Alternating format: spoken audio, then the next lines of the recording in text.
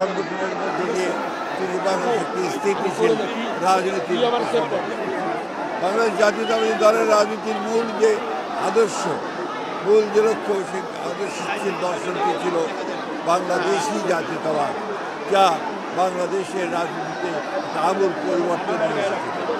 শহীদ president Zia Rahman তার এই অল্প সময়ের মধ্যেই তিনি রাজনীতিতে যেমন গুণগত পরিবর্তন এনেছিলেন, তিনি মিডিয়াতে অর্থাৎ গণমাধ্যমের স্বাধীনতা নিশ্চিত করেছিলেন, তিনি মানুষের মৌলিক অধিকারগুলোকে নিশ্চিত করেছিলেন, তিনি বিচার বিভাগের স্বাধীনতা নিশ্চিত করেছিলেন এবং একই সঙ্গে অর্থনীতিতে তিনি মুক্তবাজার অর্থনীতি প্রবর্তন করেছিলেন, যার ফলে অর্থনীতির আমূল পরিবর্তন হয়েছিল।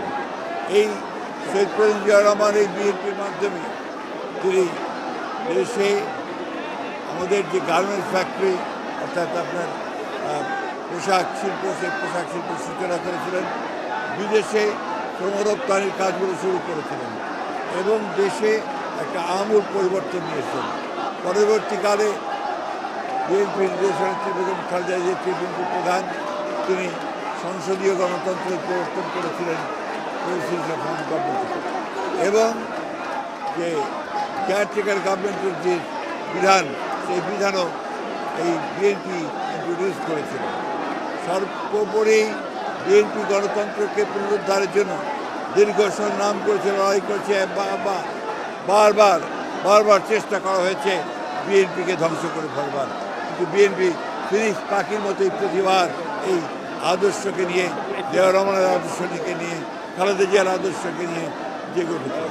আজকে বিএনপি গত 15 বছর যে সংগ্রাম করেছে গণতন্ত্রের জন্য, তার মধ্যে আমাদের দলের বর্তমান ভারপ্রাপ্ত চেয়ারম্যান জনাব তারেক রহমান, তিনি দীর্ঘ 8 বছর এই সংগ্রামে নেতৃত্ব দিয়েছেন নির্বাসিত হয়ে।